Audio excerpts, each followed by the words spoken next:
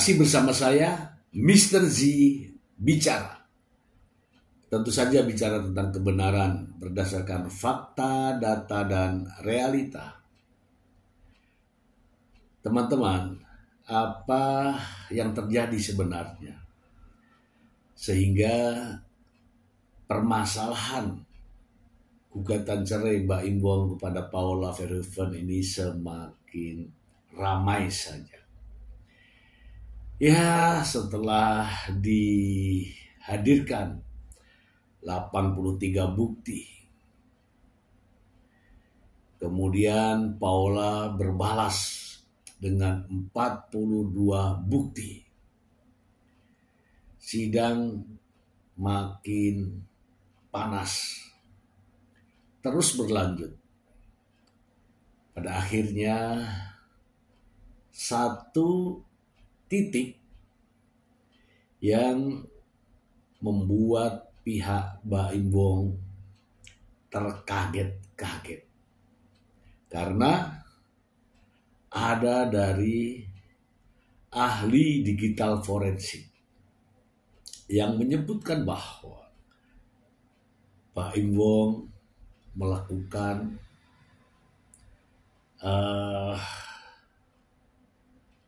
yaitu adanya kekerasan fisik. Apakah itu yang dimaksud dari KDRT? Saya tidak bisa menyimpulkan itu, namun sebelumnya saya ingin membacakan berita ini untuk Anda. Dan setelah itu kita akan ulas bersama.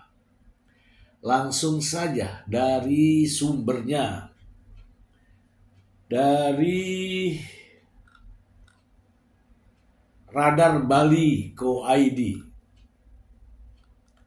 Mbak Im Wong terancam kehilangan hak asuh anak. Paula Verhoeven sekali bergerak bikin mantan suami menyesal seumur hidup. Dari judulnya ini sangat menarik ya teman-teman ya. Kok tumben nih judulnya agak tepat gitu loh ya. Kita langsung bacakan saja. Denpasar Radar Bali, Jawa Poskom. Kisruh rumah tangga artis Mbak Im Wong dan Paula Verhoeven semakin memanjang dan belum menentukan titik damai. Kendati keduanya sempat mengunggah momen kebersamaan, namun hal tersebut tak mengubah status mereka. Mbak Im Wong dan Paula Verhoeven saat ini masih getol di pengadilan agama dalam urusan perceraian dan perebutan hak asuh kedua anak mereka. Mbak Im yang sedari awal telah percaya diri akan memenangi kasus tersebut dan mendapatkan hak asuh anak, nampaknya sekarang sedikit bungkam. Sedari awal gugatan Mbak Im lah yang sangat banyak membeberkan bukti perselingkuhan Paula Verhoeven sebagai upaya mendapatkan hak asuh anak. Ia terlihat sangat yakin sekali akan mendapatkan hak asuh anaknya setelah membeberkan fakta perselingkuhan Paula Verhoeven. Namun, belakangan ini ayah Keanu tersebut mulai diam dan tak seramai dulu lagi. Demikian juga sang pengacara Fahmi Bahmid.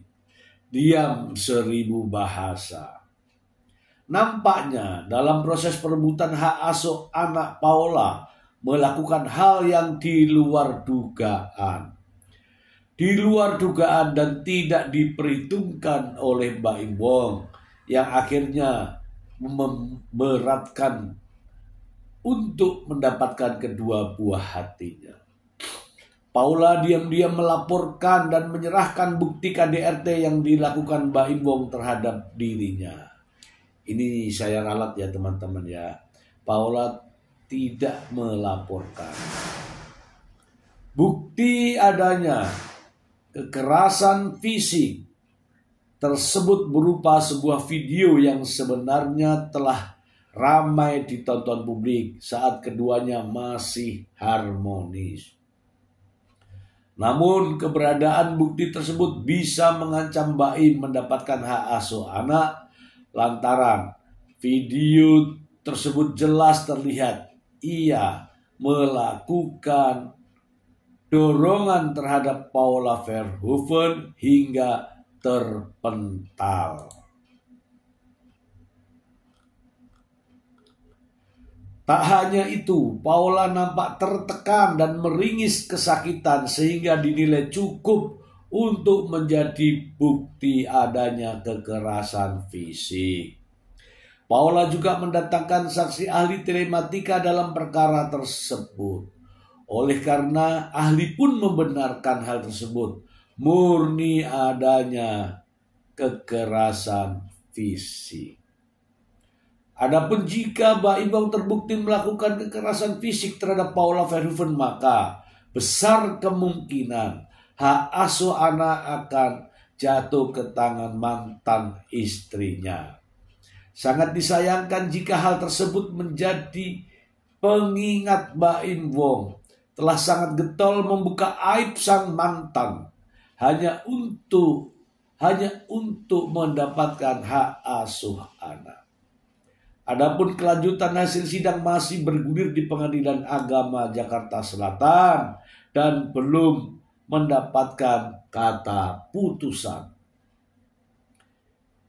Hingga detik ini pun Baim dan Paula belum ingin memberikan keterangan apapun terkait hal tersebut.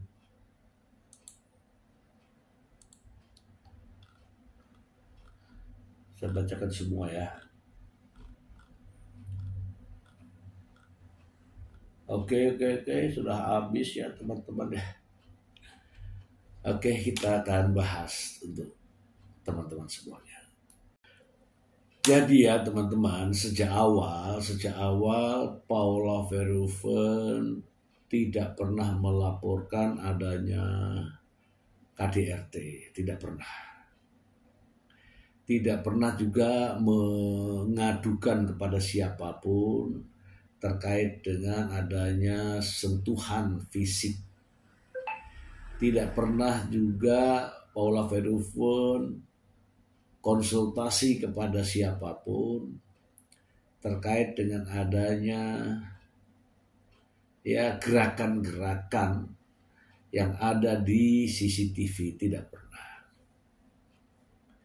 Jadi Paula Verhoeven tidak melaporkan kejadian tersebut kepada siapapun, apalagi melaporkan ke polisi tentang adanya KDRT. Tidak. Yang ada hanyalah inilah perjuangan dari seorang ibu, seorang wanita, seorang istri ketika terus-terus diserang, terus-terus dipojokkan, dan terus-terus direndahkan, maka apa yang sudah rapat disimpan, dan ini demi kepentingannya, demi kepentingan anak-anaknya, maka Paula Verhoeven mengeluarkan adanya rekaman CCTV tersebut. Oke. Dan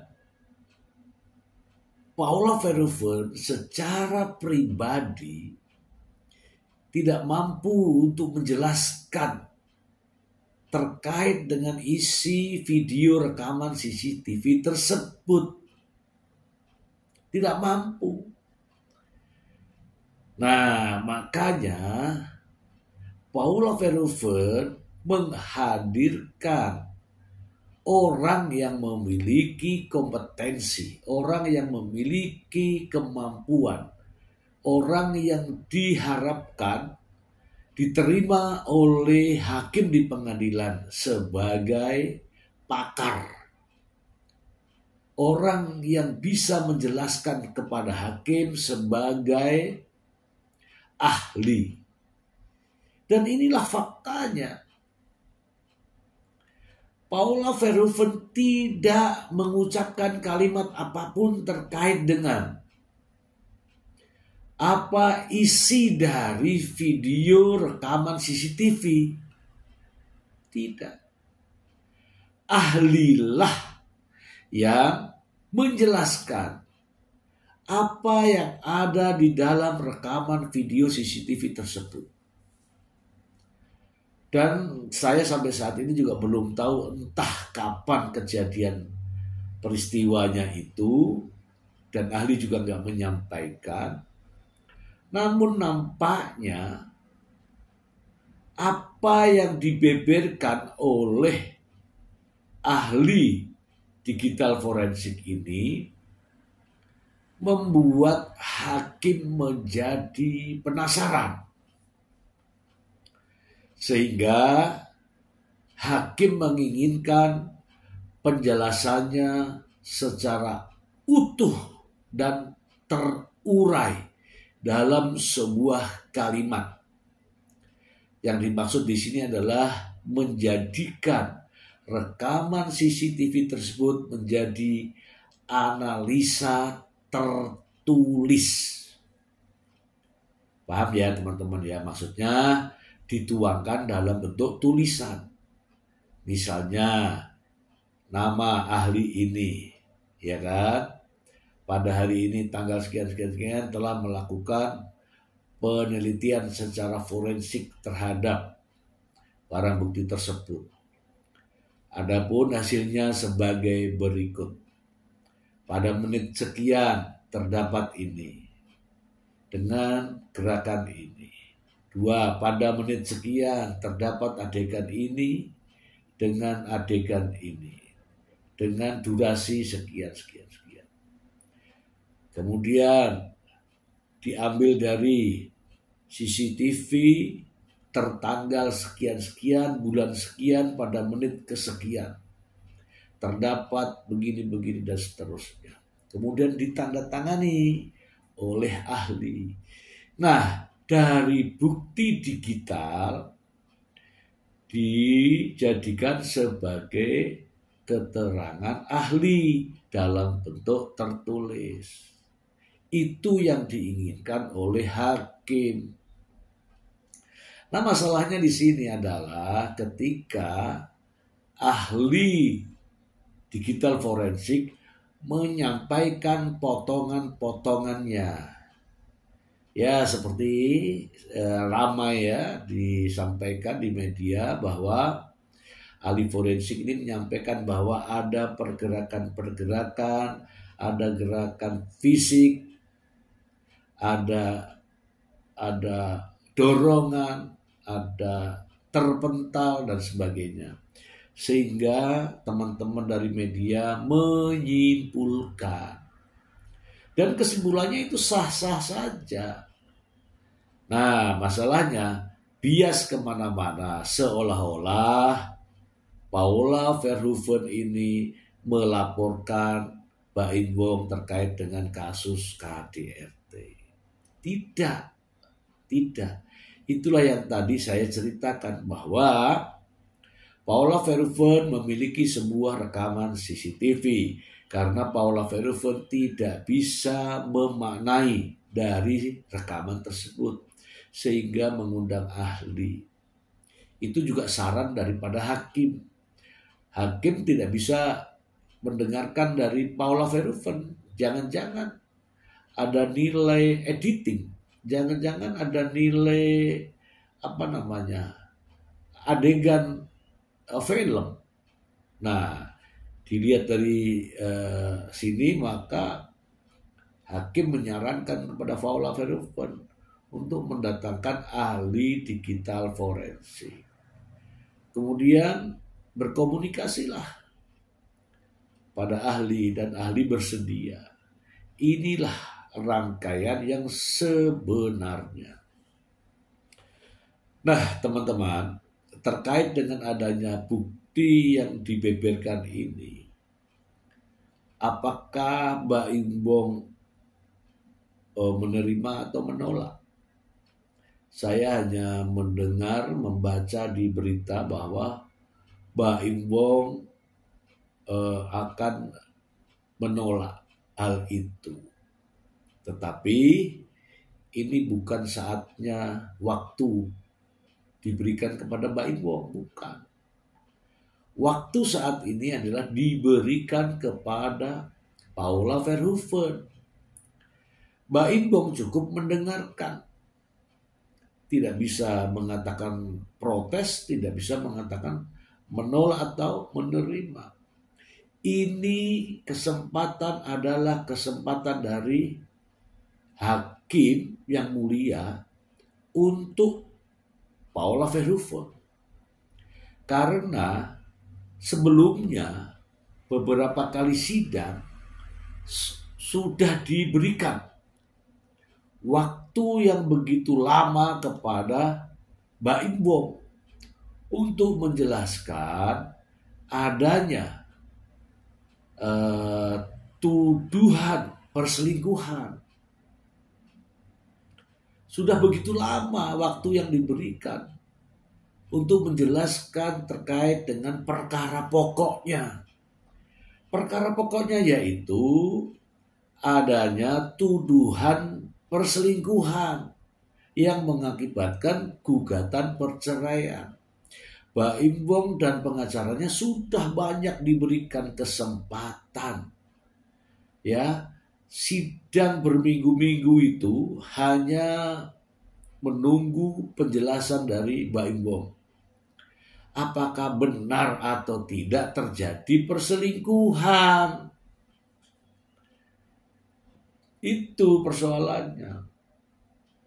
Ketika Baim Wong sendiri tidak mampu membuktikan adanya perselingkuhan, maka hakim kan jadi bingung. Apa yang mau diputuskan? Perselingkuhannya nggak ada. Kok nuntut cerai? Kok nuntut hak asuh anak?